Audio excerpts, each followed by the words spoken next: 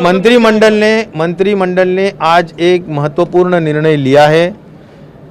Government of Maharashtra ने एक महत्वपूर्ण निर्णय लिया है कि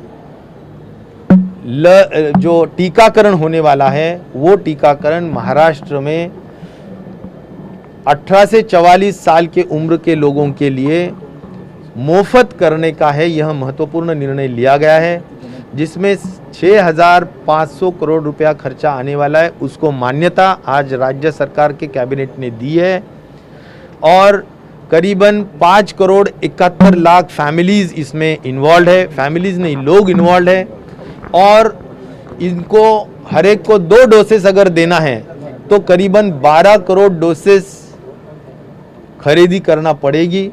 ये 12 करोड़ डोसेस को खरीदी करने का निर्णय राज्य शासन ने दिया है और अभी हमारे पास 2 ही विकल्प है कि कोविशील्ड और कोवैक्सीन।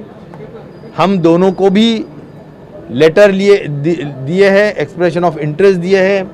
उसमें से कोवैक्सीन का एक रिप्लाई लेटर का आया है, जिसमें प्राइस कुछ 600 रुपया उन्होंने रखी है और शेड्यूल दिया है कि हम मई में 10 लाख, जून में 10 लाख और आगे आने वाले महीनों में 20-20 लाख, ऐसा उन्होंने शेड्यूल दिया है। Covishield 1 crore vaccine per month देने के बारे में उन्होंने एक मुख्य चर्चा की है, कोई राइटिंग में उसमें अभी दिया नहीं है। तो हमारे को करीबन 6 महीने में अगर ये वैक्सीनेशन का, टीकाकरण का कार्यक्रम पूरा करना है तो इसको 2 करोड़ वैक्सीन्स या 2 करोड़ टीकाकरण हर महीने में होना जरूरी है। महाराष्ट्र में टीकाकरण करने के लिए करीबन 13,000 सिर्फ पब्लिक हेल्थ डिपार्टमेंट में संस्था उपलब्ध है और इसीलिए बड़े पैमाने पे हम वैक्सीनेशन कर सकते हैं। हमारे पास ह्यूमन रिसोर्स है, हमारे पास कोल्ड चेन है, हमारे पास AEFI की सिस्टम्स उपलब्ध है, जगह उपलब्ध है और डॉक्टर्स भी उपलब्ध है। सवाल सिर्फ है कि हमें जितना क्वांटम में वैक्सीन चाहिए वो हमें नहीं मिल रहा है और इसीलिए इंपोर्ट भी वैक्सीन करना पड़ता है। तो हम करने का निर्णय मंत्रिमंडल ने लिया है। तो स्पुतनिक से भी माननीय मुख्यमंत्री जी चर्चा कर रहे हैं। अभी ये अगर चर्चा फाइनलाइजेशन होती है तो 3 वैक्सीन्स को लेकर हम टीकाकरण महाराष्ट्र की जनता का करने जा रहे हैं।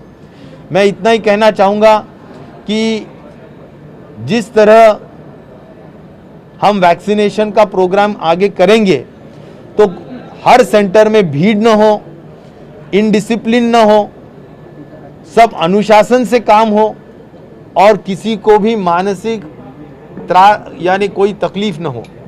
इसीलिए कोविन के ऐप के माध्यम से ही ये काम होगा। केंद्र शासन का ये निर्देश है कि सभी लोगों ने पहले 18 से 44 साल के उम्र के लोगों ने भी पहले रजिस्ट्रेशन करना ऑनलाइन ज़रूरी है और सिर्फ ऑनलाइन रजिस्ट्रेशन ही नहीं तो वहाँ पर अपॉइंटमेंट लेना भी ऑनलाइन ज़रूरी है। उनके स्लॉट के अनुसार जाना ज़रूरी है। एक साथ सभी 18 से 44 साल के उम्र के लोग नहीं जा पाएंगे और उतनी हमारे पास वैक्सीन की यानी टीकाकरण के टीके भी नहीं हैं। इसीलिए गवर्नमेंट ने एक कमेटी गठित की है जो माइक्रो प्लानिंग करेगी और उस माइक्रो प्लानिंग के तहत हो सकता है कि अगर 3 स्लॉट्स 18 से 25, 25 से 35, 35 से 44 इस तरह के 3 स्लॉट्स में हम 6 महीने में ये पूरा टीकाकरण करने का कार्यक्रम बना रहे हैं। हो सकता है कि पहले कोमॉर्बिड लोग जो है उनको भी प्राधान्य उसमें दिया जा सकता है। तो ये जो माइक्रो प्लानिंग होती है इसके लिए एक तय हुआ है कि अलग सेंटर्स 18 से 44 साल की उम्र के लिए रहेंगे, क्योंकि राष्ट्रीय कार्यक्रम जो टीकाकरण का चल रहा है वो 45 उम्र के आगे के लोगों का चल रहा है और इसीलिए वो कार्यक्रम को कोई बाधा ना आए, कोई डिस्टर्बेंस ना हो, इसीलिए वो कार्यक्रम पूरी तरह चलते रहे। जितनी वैक्सीन गवर्नमेंट ऑफ इंडिया से आएंगी वो वैक्सीन रोज के रोज हम देंगे, ऐसा भी निर्णय हुआ है, एक्चुअली हम उसमें 8 लाख रोज कर सकते हैं, लेकिन अभी कल की परिस्थिति तो ऐसी है कि सिर्फ लाख 2 लाख हमारे पास वैक्सीन उपलब्ध थे। तो इसलिए एक है कि वो टीकाकरण का कार्यक्रम जो चल रहा है उसमें 27% जो 45 उम्र के ऊपर का जो हमारा टोटल क्वांटम है उसमें से 27% हमारा काम हुआ है। आने वाले दिनों में हमारे को अन्य लोगों को भी टीकाकरण करना है। तो ये कार्यक्रम भी साइड बाय साइड चलते रहेगा। उनके सेंटर्स अलग रहेंगे, इनके सेंटर्स अलग रहेंगे और एक प्रॉपर रूल्स और एक नियमावली पूरी तैयार की जाएगी और वो कोर कमेटी का डिसीजन 1-2 दिन में इमीडिएटली लिया जाएगा। उसके बाद में ये पूरा सभी लोगों को के तक पहुंचाया जाएगा। और मुझे सिर्फ एक ही अपील करना है सभी को कि आप अनुशासन से काम कीजिए, कोई भीड़भाड़ वहाँ पर न कीजिए और ऐसा न हो कि वैक्सीनेशन के सेंटर्स ये कोविड-19 संक्रमण के सेंटर्स बने, ऐसा न हो। ये खबरदारी हम सभी लोगों ने लेने की जरूरत है।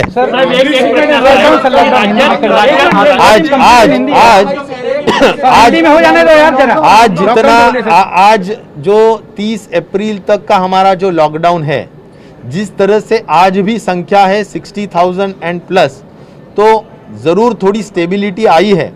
जो 70,000 और उसके ऊपर जाने का अनुमान हमें था वो थोड़ा अभी रुक गया है और अनुमान और आशा करता हूं, भगवान से प्रार्थना करता हूं कि अभी ये पीक रहे और इससे अभी रोजाना डिक्लाइन होने का काम ग्राफ में हो, ऐसी अपेक्षा मैं जरूर करूंगा।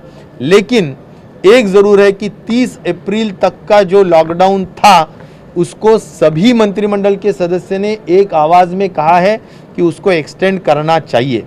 अभी 15 दिन तक तो एक्सटेंड जरूर होगा, लेकिन उसके ये सभी इसीलिए मैं ये कहना चाहता हूँ कि आज भी अगर हम पूरा कोविड अप्रोप्रिएट बिहेवियर से वर्तन करेंगे, अगर हम मास्क और सोशल डिस्टेंसिंग का मेंटेन करेंगे, अगर हम जो भी रूल्स इशू किए गए हैं उसके अनुसार हम हमारा पूरा वर्तणूक रहेगा तो 100% इसको कवर करने में कोई प्रॉब्लम नहीं आएगा। क्योंकि अभी मुफ्त लसीकरण के माध्यम से, एग्रेसिव लसीकरण के माध्यम से हम पूरे महाराष्ट्र में जल्द से जल्द वैक्सीनेशन के तहत हर्ड इम्यूनिटी लाना चाहते हैं, जिससे हम हमारी पूरी आवाम जो है, पूरी जनता जो है, उसको हम सुरक्षित रखने का हमारा नियोजन है।